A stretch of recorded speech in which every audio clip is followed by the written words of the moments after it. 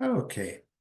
As we do have a very full agenda today, I am going to suggest that we do move into content now and get started in a good way. And I'm going to hand it over to Angela Wignall, our CEO, for the NNPBC. Thank you so much, Dion, and good afternoon, everyone. It is such a joy to be here with you. Welcome and happy National Nursing Week 2025. This is a beautiful week to celebrate, and I am delighted to be here with you to begin these celebrations of what nursing is in what is today known as British Columbia and beyond, because I know we have folks joining from across the country and the world, and to do so in a good way. My name is Angela Wignall, and I am a proud registered nurse, and I am very privileged to work for you as the Chief Executive Officer of your professional association, the Nurses and Nurse Practitioners of British Columbia. Today, I am joining from the unceded homelands of the Lekwungen-speaking peoples, the Songhees and Esquimalt First Nations in what is today known as Victoria, BC. And these lands are also home to the Métis Nation of Greater Victoria, as well as many other Indigenous peoples who live in this urban area. I acknowledge with gratitude and with respect that these lands that I live and work and occupy as an uninvited white settler of French and Scottish ancestry are lands on which I am privileged to spend my time and do my work. That's where I am coming from today. And I know that many of us are joining from many different lands, and so I will note that NNPBC supports and enables the work of nurses across the full breadth of what is today known as British Columbia. That's home to 203 First Nations, Métis communities, and Inuit. And we are an organization committed to explicitly becoming anti-racist within a profession dedicated to social justice and to equity. And so we stand as an organization in these relationships with humility and with respect. Nursing Week is a time for us to celebrate. It's a time for us to step into our power as nurses. And the theme for this year, 2025, is just that, the power of nurses to transform health. There could not be a better time for us to step into our power as nurses. We are the largest group of care providers on the planet, 77,000 strong in British Columbia alone. And as a family of licensed practical nurses, registered psychiatric nurses, registered nurses, and nurse practitioners, we are the force for change and for transformation. And as your professional association, NNPBC is your home. We are behind you, and we stand with you in advancing the profession and transforming the systems that provide care to our citizens, to our fellow British Columbians, and to our communities. This week, we are proud to announce the launch of NNPBC's 2025 to 2027 strategic plan. You can find it on our website, and the strategic plan and that outlines our direction as your association for the next 2 years, focused on our mission of promoting and supporting excellence in all domains of nursing practice and enabling nurses to lead, influence, and transform health, the healthcare system, health and social policy, and our profession, because we too need work. We do this work by using nursing expertise, our knowledge, our skills, our experiences, and our abilities, the things that are unique to us as nurses. And we do so by ensuring that you have what you need to do the work that you do.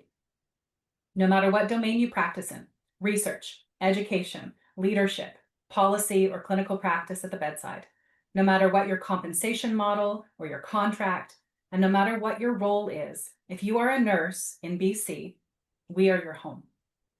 And over the next 2 years, the strategic plan outlines what we're focused on. And we're focused on 4 key areas. We're focused on strengthening community and engagement impact, fostering deeper connections and enhancing our value to you, our members, and our partners, the nursing community, and beyond. We're working to drive nursing practice excellence across every domain and advancing nurse-led innovation. We will continue to be the home for advocacy for nursing for health systems change and increasing policy influence, ensuring that nurses are everywhere decisions are being made. And we will work really intentionally to sustain and to grow. As your home, we must tend to our garden first. And that is part of the conversation I'm looking forward to having today, to share with you about how we are doing just that, tending to our garden, tending to our roots, so that your association is strong, sustainable, forward-thinking, committed to anti-racism, and strong.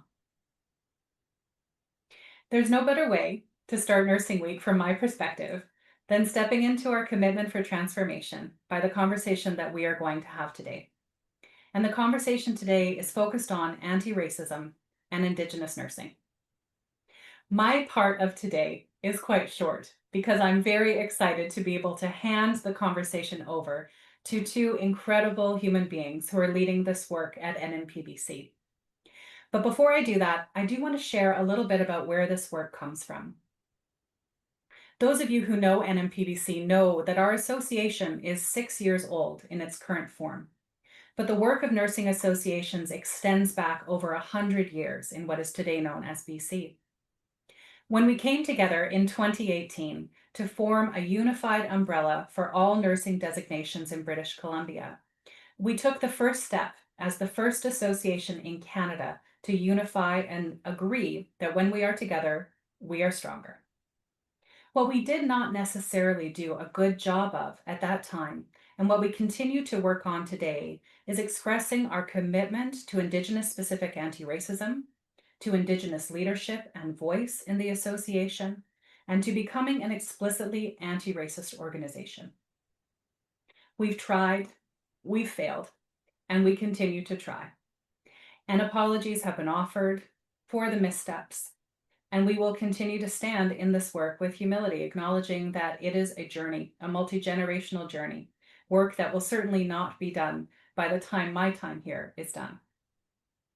What we've done over the last 3 years is step into Indigenous-led work in this area, in partnership with the Ministry of Health's Indigenous Health and Reconciliation Office, and raising my hands in particular with gratitude to Tanya Dick for creating this work opportunity, and to Diana Clark, who is stewarding that opportunity today.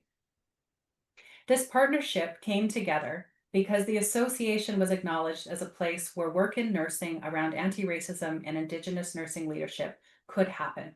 It could happen with strength, it could happen with power, and it could happen with creativity.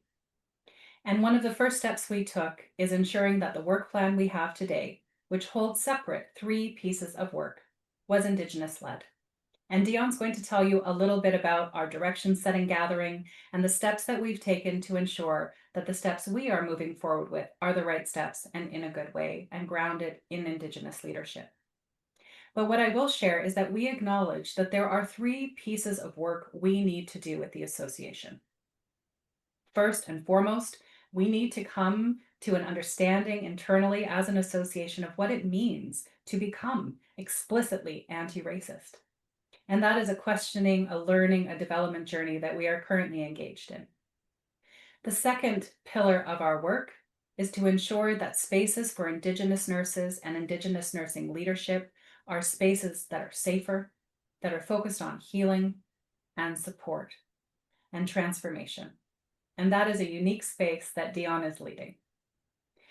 The third part of our work is ensuring that we are doing our part to help nurses in British Columbia, particularly white settler nurses like me, step into our practice standard around cultural safety, cultural humility, and Indigenous-specific anti-racism. And that is the work that Jordan is leading in developing around anti-racism praxis support. And with these 3 pillars, focusing on our organization and our work in heavy lifting, focusing on creating health and healing spaces for Indigenous nursing leadership, and focusing on our contribution to advancing Indigenous-specific anti-racism practices in the healthcare system through the work of nurses. That is how we are moving forward with our commitment to becoming anti-racist at NNPBC. I don't want to steal their thunder too much, so I will stop there. And it's my privilege and my pleasure to introduce the 2 wonderful leaders who are stepping into this work with NNPBC with my full support behind them. First, I'll introduce Dion Thavarj. Dion is the Executive Director for Indigenous Nursing at NNPBC, and he joined us in April of 2024, so he's just had his 1-year anniversary with us. Dion has been a registered nurse for 32 years and is a graduate of the Thompson Rivers University, previously known as Caribou College, program. He has extensive experience in acute psychiatry, community mental health, and Indigenous health leadership. And in addition to being a nurse, Dion has also received an executive MBA specializing in health leadership from the Sauder School of Business at UBC in 2014. Dion comes to this work with a wide breadth of experience, skills, and knowledge. And one part that I love Dion for in our everyday work together is his incredible work as a life and leadership coach, specializing in vision-based coaching, where he supports individuals, including me, and organizations achieve their personal and professional goals. I'll also take a moment to introduce Jordan. Jordan Van Fonte is a queer and trans non-binary white occupant of mixed European descent, most specifically Irish and Italian roots. They live on the unceded ancestral territory of the Suk Nation. Jordan joined NNPBC full-time in January. And after 2 decades of anti-oppressive organizational change work, including facilitating hundreds of workshops and sharing their participatory program design skills with clients and organizations, Jordan is not a nurse, and we know that we need all people in this work, not just nurses. Jordan holds an MA in Human Systems Interventions, aka Organizational Change, from Concordia, and a BA in Sociology and Communications from SFU. In my experience of working with Jordan, it's very clear that Jordan centers the well-being, the liberation, and the joy of all people, including Indigenous people, queer and trans folks, and those who are living in oppressed communities. It's my incredible privilege to introduce Dion and Jordan and to hand you over to their good stewardship for the remainder of our time together. Dion.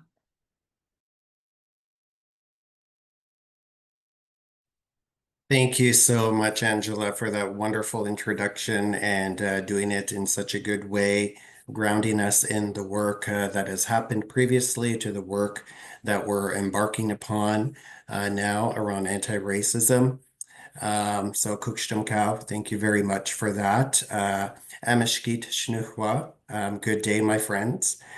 In Chash Amhalach, my traditional name is Amhalach. Nekwatkwam Skan, I am Nekwatkwa, and Statliam Ukolmio, which is part of the greater Statliam people, which I am a part of. Just a little bit about myself and my people first before we dive into content. And since I'm fairly new, just a year in, and I haven't met probably a large people who are on this call today, it was important to know who your leader is, who, as an executive director, it's important for me to really connect with you in a good way. And for me, this is a good stepping stone to start doing that. So a little bit about me and my people. My community of Nekwatkwaa is one of 11 communities that makes up the Statliam Nation. And you can see the names of the communities on the flag that's in the middle of this screen. We are the Twin Grizzly Bear Clan. And the picture on the left is a picture of the south end of Anderson Lake, where Nekwatkwaa is situated. And in that picture, you'll see a logo of Nekwatkwaa, which is hovering over the lake. And that's a logo that depicts the community that I'm from. We are canoe people, but we are lake canoe people as well. So we are just coming out of a weekend of celebration, Statliam Days. And the Statliam people hold title rights and responsibility to our territorial lands and resources. We are Uhomu. We are people of the land. We are a nation. We are not an interest group. As proclaimed by our ancestors in the Declaration of the Lilwet Tribes on May 10th, 1911, we claim that we are the rightful owners of our tribal territory. We have always lived in our territory, and at no time have we deserted it or left it to others. And the sources of these rights is based in our Statliam law. And so we are just coming out of that celebration. We hold up that declaration, we take it to heart, and we're always asserting it. I'm guided by my matriarchs, especially my sister Yukchuk, Carol Thavarj, to always assert and speak to our inherent title and rights. And the picture on the right is a map of our unceded um, traditional territory, which extends from the north of Lillooet down to the area around Whistler and all the way over southeast to the Harrison Lake area. So really large area. So I see some of you have already put in, and I think people are comfortable in these virtual spaces now that have put in where you come from. But we're interested if those, maybe those who haven't yet, if you are welcome to put in the chat box, the traditional territories that you come from.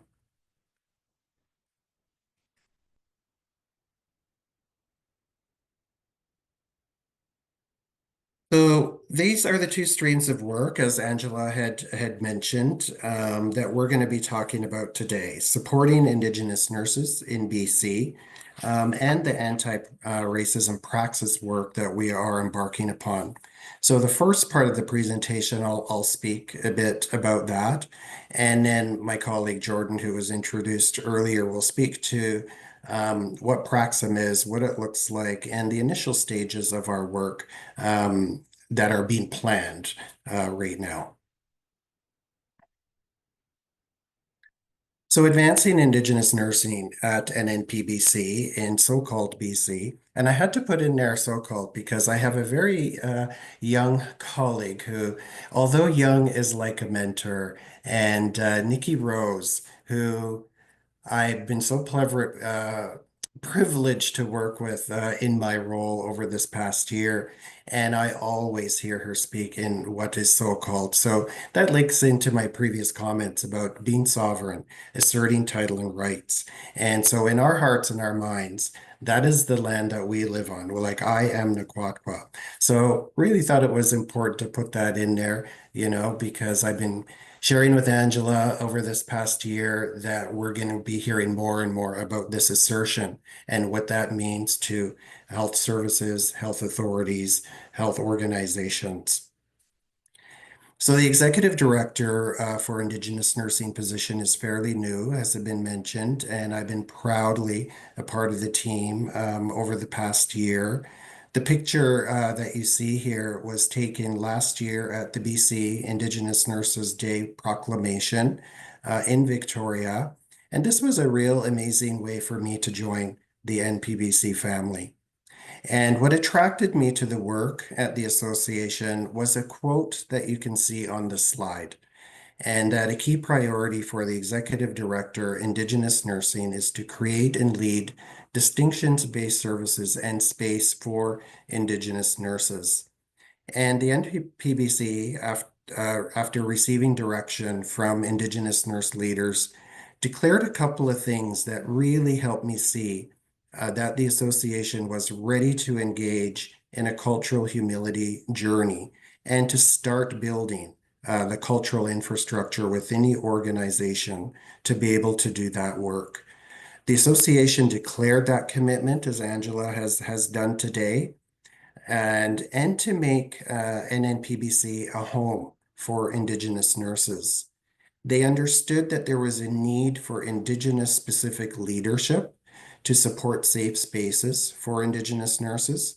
And they were also understood that Indigenous nurses were often overburdened with carrying the weight and the responsibility for dismantling Indigenous specific racism, and as well dismantling and knowing that dismantling and disrupting racism in healthcare and nursing is the work of non-Indigenous nurses.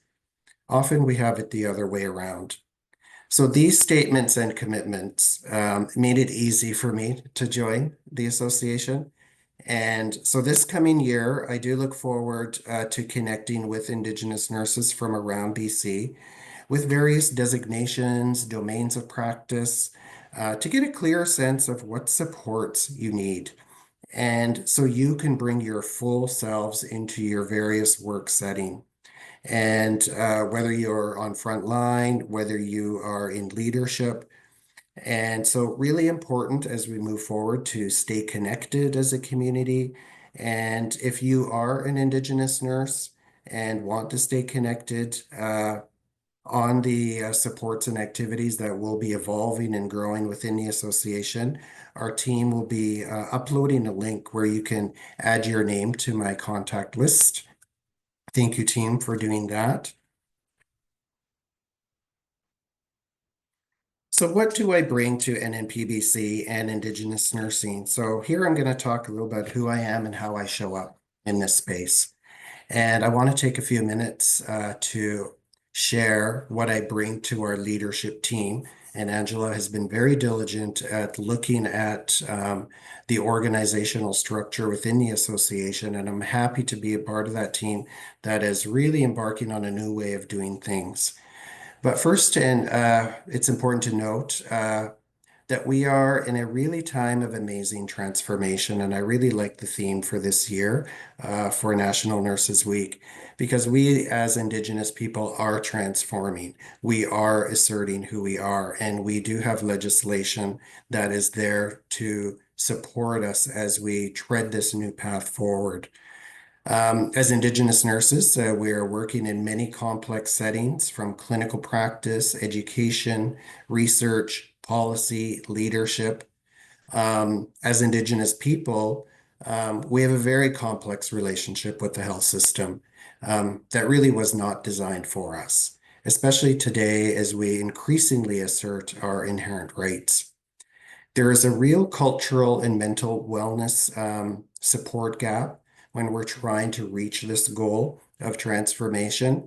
And all of this, as many of you know, is clearly outlined in the In Plain Sight report on Indigenous specific racism in healthcare. So I'm looking forward to embarking on a journey to close that gap. And I've been gifted by this team here, this association, with a real amazing opportunity to hold space for Indigenous nurses in BC. And these are the qualities on this slide that I intend to share, that I intend to bring forward. And in terms of Statlium community and family values, my work is grounded in the seven laws of health, happiness, generations, and by generations, that's knowing the work that we do is for the seven generations past and those yet to come. Generosity, pity and sympathy, power and quietness. I highlighted quietness in my notes because there's a real power in being able to be quiet and to listen, something I think nurses do really well, and to be really quiet with the land, observing life around us. The picture on the top left is a picture of my dad, Robert Morris Thavarj.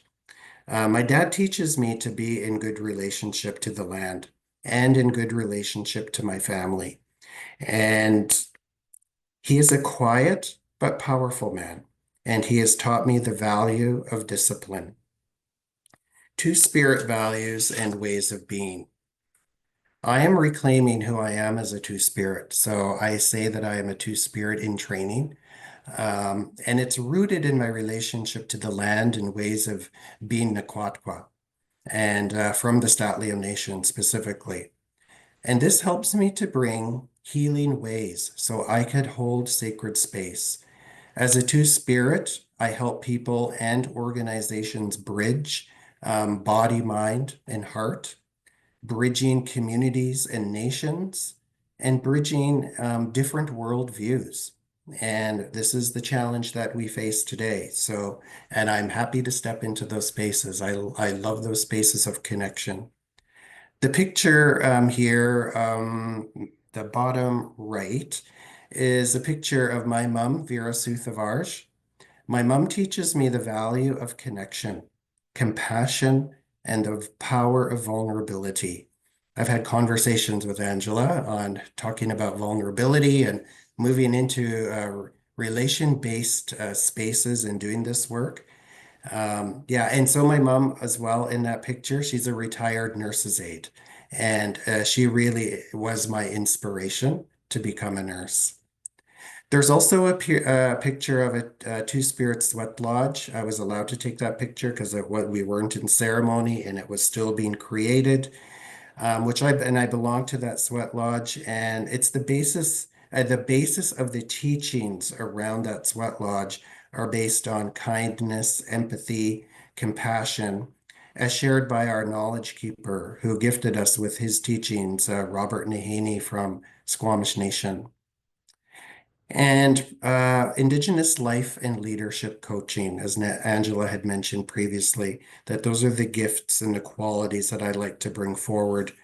I'm trained in various holistic methods, but my formal training is Maori-based Indigenous life coaching. And as a professional coach, I live by the value that each person, each organization who I work with is naturally creative, resourceful, and whole. If there's any other coaches out in this space today, you know that it's really embedded in our training that to be in spaces with anyone, we have to be in that space of holding that true, that we are naturally creative, resourceful, and whole. And when we're offered that safe and sacred space, we have that innate ability to turn our states into wellness. So it's my goal to bring these ways and values to ensure a connection between this association and within the Indigenous nursing community in BC.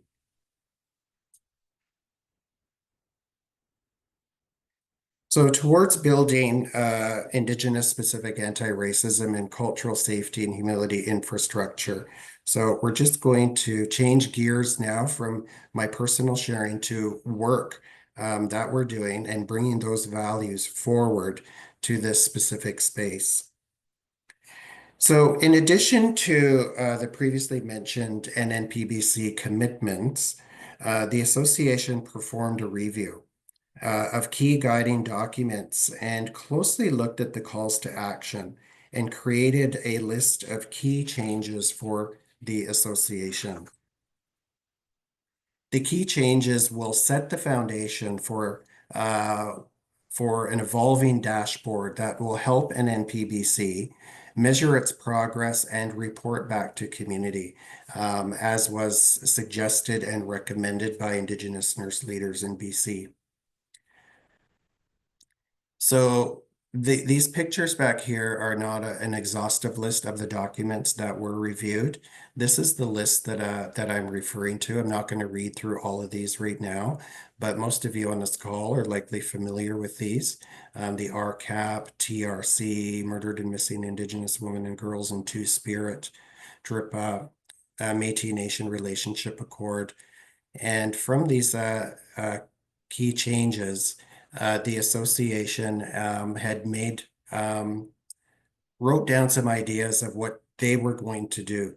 And as I said, not an exhaustive list, but some of the ideas here are to critically examine attitudes and beliefs about Indigenous people. I see this happening regularly. Jordan is in the beginning phases of creating space to be able to do that, to address racism as it occurs, address biases, acknowledging publicly and often the ways in which nursing has been complicit. Angela is a great example of that, as it leaned in with humility.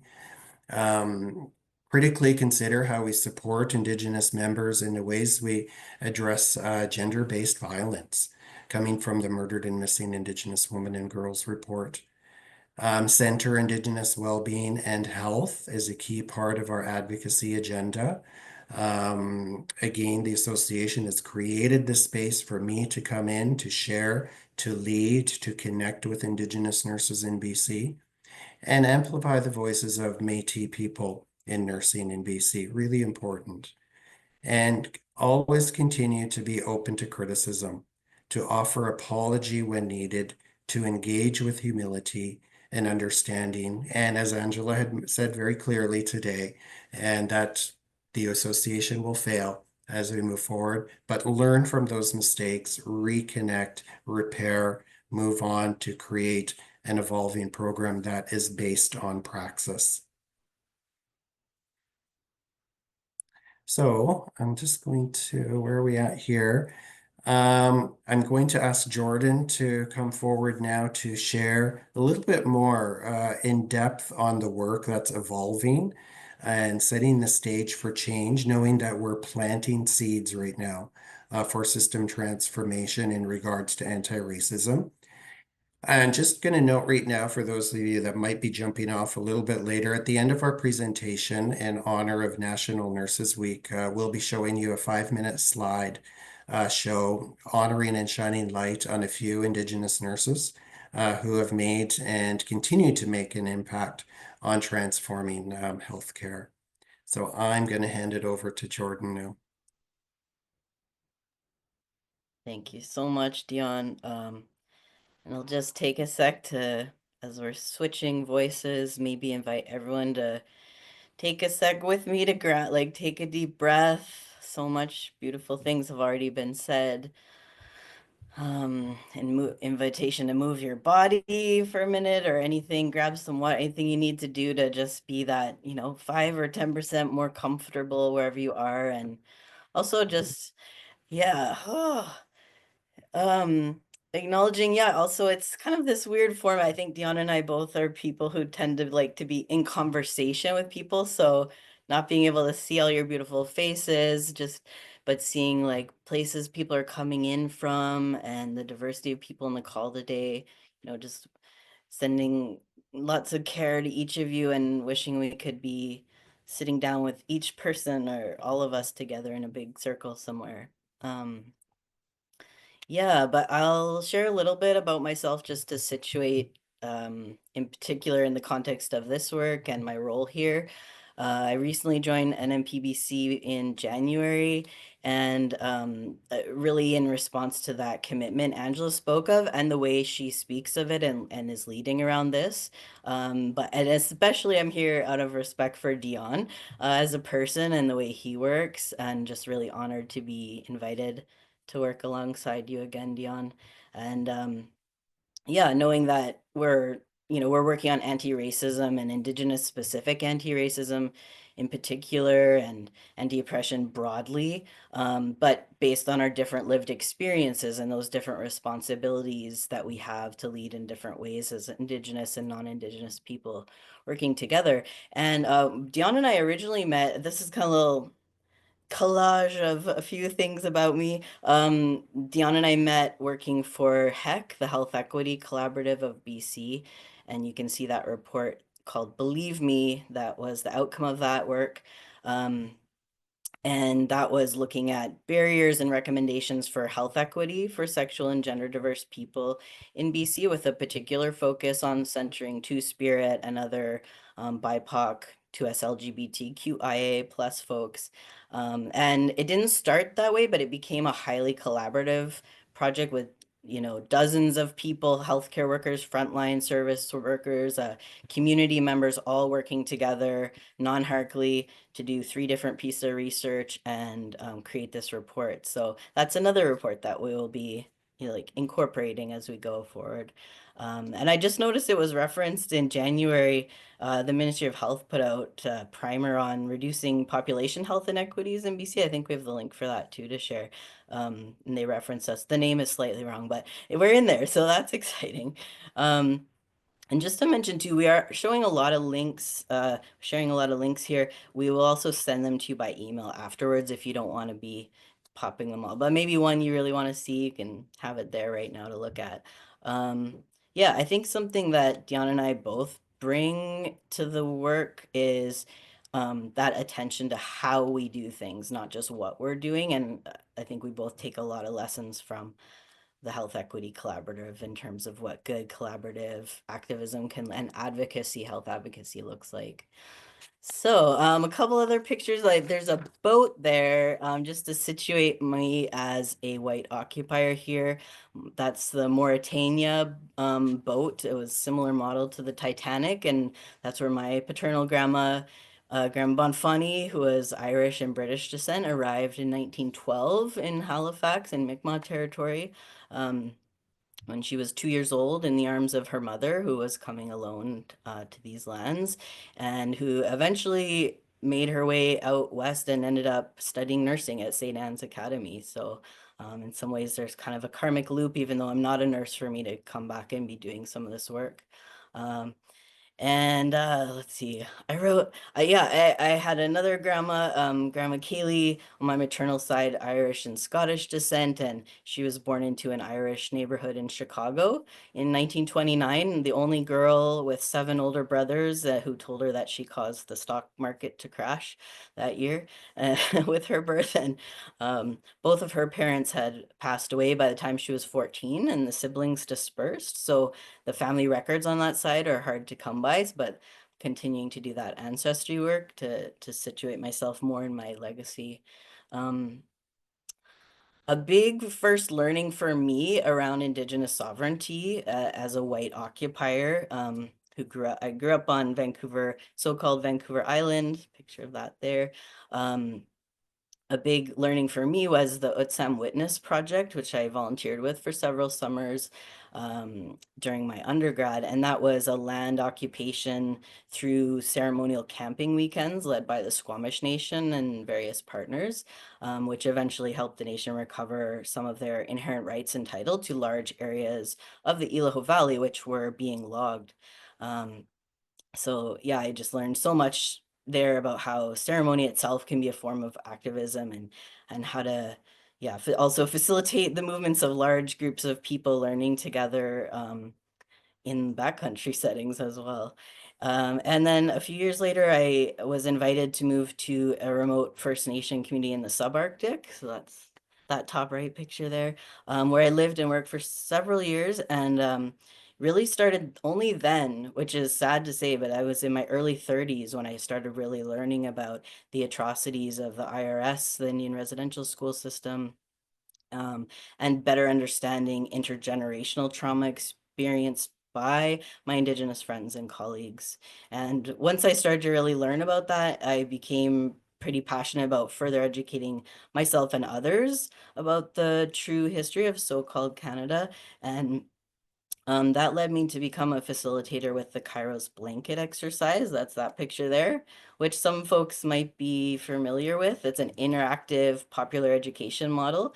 And I kind of, yeah, again, did my kind of intergenerational duty playing the white European colonizer in that and traveling to schools and communities, government offices from coast to coast, kind of to participate in sharing that history. So that's just a little where I'm coming from. I'll take a breath. I'm trying not to talk too fast, but we don't have a lot of time. But yeah, I think something important for me to say as a white person, as an occupier on unceded territory, is that I'll never be an expert in racism or even in anti-racism, and really trying to keep myself in check and invite others also to give me feedback anytime, which is how I've learned through many generous gifts of feedback from, BIPOC folks over time. And I want to shout out Len Pierre. I don't know him personally, but I really enjoy watching his videos, and I learned his identification or naming instruction of aspiring allies, which I love that term. So yeah, even though I have a certain experience that might make me think I've learned something, continually checking myself and looking for the ways in which I am still racist and how to compost and decompose those, remnants of white supremacy culture in me, and working with others who are doing that work as well. And then I kind of expand that idea to NNPBC as an aspiring anti-racist organization. Um, yeah, so let's go on to the next slide. Yeah, this is another big piece that we want to focus on in our work. So BCCNM published this standard, the Indigenous Cultural Safety, Cultural Humility, Anti-Racism Standard in 2022. Our respected colleagues over there, Rihanna Millman and Dave Baruth. And I'm curious, we have a short poll here because we wanted to see how many people have actually engaged with the standard or have even heard of the standard. So if our hidden tech fairy, Andrea, could post the poll. And you can see there, a few choices. You've read it, you're actively implementing it, or maybe you've read it, but you're not sure how to implement it. Maybe you've glanced at it, read the exec summary. Maybe you've heard of it, but you haven't looked at it. Or maybe this is the first time you're even hearing about it, which might be true for many people. So we'll give people a second or two to answer that. Well, more than a second. How about half a minute?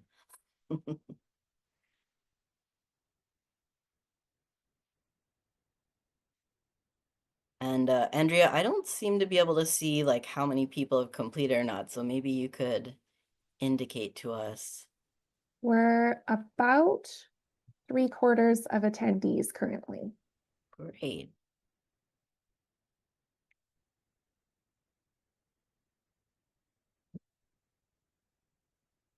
Dave, thank you. Showing up. I wish we could just like turn on your mic and get you talking here. I don't know. I imagine Rihanna might be out there too. Thanks. And yeah, why don't we close that poll, see where we're at for today? I don't know if you can publish the results where we can see them. Oh, great. Is everyone seeing this or just me? I can see it. Okay. I wonder if our guest can. Well, a thumbs up. Great. Okay, so we can see 43%, close to half have read it actively. Amazing. Amazing. And that makes sense because who shows up for this webinar, right? And then a good 10 to 20% kind of for each of the other ones. So still over half of us haven't fully read it and don't know how to implement it yet. So that's where we are at. So just a couple of minutes, Jordan. Great. Can we go to the next slide? The other thing that they've created, Dave and Rihanna mentioned to shout out, they have a online modules now, which is a next step in helping people further understand as well as the companion guides, so online modules. And we won't go through all these 6, but these are 6 core concepts, really important. A lot of emphasis on, how to create safety, how do you build knowledge, being person-led, strengths-based, trauma-informed. So really, really good stuff they've created there that we'll also be looking to. Maybe our next slide. I think, the big gap we see is there's so many great resources that have been created and trainings, the reports, like we have all these sources of information on what the pathways forward need to look like, but there's this gap around praxis. So that's something that we're really wanting to focus on. And Angela repeatedly makes this call to praxis, that we want to create spaces for and we were talking about it as a cultural infrastructure. What is that ongoing learning culture change infrastructure? And knowing that happens through people gathering in small groups, talking together, creating safety together, creating solidarity together so that they can have people at their back if they choose to intervene in a moment of racism, and having those spaces for reflection. So reflecting on these reports, reflecting and putting into action. So that's something that we're working on.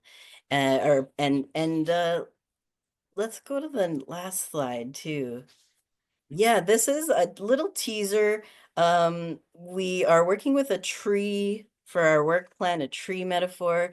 And in the center is something that Lucy Barney, and we'll put a link about Lucy Barney, introducing her in her own words. But she's a longtime Indigenous nurse, leader, advocate. She's been elbows up to a racist system for a long time. And she's graciously coming in to work with us on our work. And she talks a lot about the spirit of nursing and the spirit of Indigenous nursing. So we're putting her words of wisdom right in the DNA and the heart of our tree there. And then also calling into the room Nikki Rose, Hunter Porter, who, and we have a link to her. It's kind of another teaser to her. It's what do you call it? Like a blog, but it's actually a teaser of her master's thesis, which is forthcoming soon. And she talks a lot about, she said, I don't want to be involved if it's not inherent rights-based, strengths-based, distinction-based, and people-centered. So we're taking those as key principles in whatever we do going forward. And then through many conversations that we've had, these 3 themes on the right box you see have come up. We want to stay focused on wellness and healing in all spaces that we're convening and any projects we're doing. We want it to be about co-mentorship and relational learning, not creating new trainings. And we want to keep focused on transforming the field of nursing. So not just creating inclusion or more diversity in a racist system, but working together to transform the field of nursing, transform the healthcare systems through the field of nursing. Anything else we should yeah, we have 2 mail lists, one for Dion, that's for Indigenous nurses. Please sign up to stay in touch with him. And then another one for non-Indigenous nurses, to stay up to date on other praxis supports. And just really quickly, because I'm out of time, but we do want to problematize the idea of non-Indigenous equals white, which often happens. And we recognize there's many non-Indigenous people of color who are leading in Indigenous specific anti-racism, but who also experience racism, other forms of racism. So, and that's kind of a gap in our team that we're looking to address through friends and colleagues going forward as well. So I will stop there. And I want to say we're probably going to run out of question time to answer all your questions. But if you put questions you have, we'll see them after. We'll go through them later and we will find other ways. I keep thinking Dion needs his own podcast so we can answer all your questions over time. Thank you. Thank you so much, Jordan, for that overview of what's to come, our foundational thinking, our concepts, and where they come from in terms of our knowledge keepers and our Indigenous nurse leadership. Just going to take a few minutes now to show a slideshow that we put together, since our purpose here is to celebrate Indigenous nurses on the 12th. I just have a few words to say about it. This video slideshow is going to be made public today on all of our social media platforms. So if you don't have time to read the text in it, don't worry about it. You'll be able to see it and then share it widely on your social media platforms. So it's really to highlight the work of our Indigenous nurse ancestors who created room for us Indigenous nurses to be doing this good work today. And the current work of Lucy Barney, a dear friend and a retired registered nurse. Lucy has been a nursing mentor to many of us and continues to lead in Indigenous health spaces as a knowledge keeper. She made it very clear to us that she likes the term knowledge keeper and not elder because knowledge keepers have opinions and she has lots of them. So she made it very clear about her role. Lucy also comes from the Statliam Nation and has been a longtime advocate for Indigenous nursing. I look forward to being continually led by Lucy in this space. Monica McCulduff is featured in this slideshow. Monica is an RPN and was recently appointed to the CEO of First Nations Health Authority. Applaud Monica. Monica has a long career leading system transformation, and I work closely with Monica leading cultural safety and humility work at FNHA in her role as Vice President and Chief Nurse Officer for cultural safety, humility, and quality care. Nikki Rose Hunter is also featured in this slideshow. Nikki was the recipient of the NNPBC Indigenous Leadership Award this past year. Nikki is a friend, and I also have ties with Nikki through family connection with the Lilwat Nation. It's my honor to currently walk alongside Nikki, who I think is a trailblazer, an Indigenous nurse researcher, and a woman warrior for our people and Indigenous nursing. So let's give 5 minutes to watch this video and some closing remarks from Angela after the slideshow. Kukshtangka.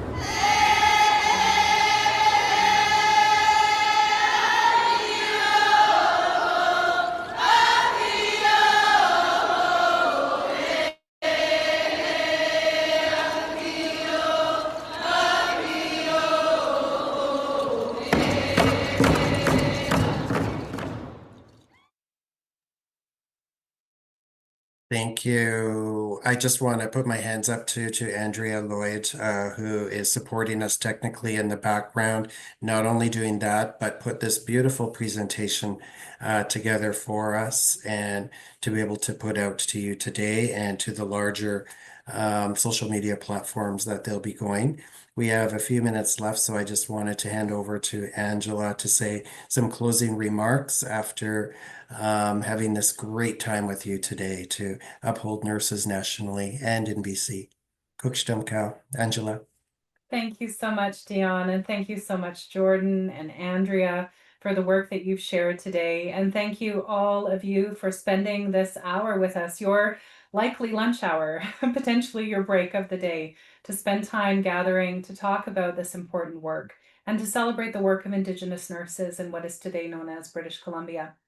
I see questions. I see questions about the good vibes that we have here at NNPBC. Thank you, Kate, for that incredible comment. You're not wrong.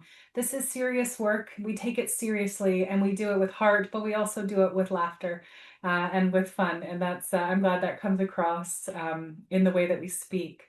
And I'm glad to the person who joined today who shared that the focus on praxis is invigorating. And as a nurse myself, I know what it means to have the training, to have the resources, the knowledge, and to be standing there at 3 a.m. with 17 patients and go, how do I put this into practice? How do I become the anti-racist, culturally safe nurse that I want to be? And that is the space that we are focused on advancing in collaboration with BCCNM and the incredible resources that they've provided, but to take that next step, to extend the learning into not only theory and historical knowledge, but into the active work of anti-racism. And one of the things that I want to end our time with is to acknowledge that we have a standard now as nurses in British Columbia. We have a standard of practice where cultural humility, cultural safety, and anti-racism is a requirement of our work and of our practice. And so I encourage all of you to spend time with that standard, to reach out to BCCNM. I know Dave has put his contact information in the chat, to have conversations about what that means. And to know that as your home, particularly white settler nurses and non-Indigenous nurses, this is your home to support you in enacting that practice standard through the praxis work that we are developing. And as a white settler nurse, I want to raise my hands with gratitude and an acknowledgement to the work and heavy lifting that Indigenous nurses do today across what is British Columbia, across Turtle Island, and around the world. We don't often remember or speak out loud that cultural safety and cultural humility as a concept came from Indigenous nurses. It came from Maori nursing students standing up and saying, we demand more, we need more, we want space to be ourselves in the nursing family and in the work. And so even as these concepts have been picked up across the world, picked up by other disciplines, we can't celebrate today without holding the work of Indigenous nurses at the core and at the center and lifting up your contributions. My hope is that what you see today is that NNPBC is on the journey towards becoming explicitly anti-racist, to being home for Indigenous nursing in a way that centers your leadership, your voice, your sovereignty, and your skills, and also a place for folks like me, nurses like me, to come and learn how to do better in this work for the betterment of all, and for the explicit purpose of addressing racism in healthcare and in nursing. So thank you so much for spending this time together. Happy Nurses Week. I hope you hold in your hearts the power that we have to transform healthcare. We are strong, we are nursing, and we are united. Have a wonderful afternoon, everyone. Beautiful. Bye-bye. Thanks, everyone.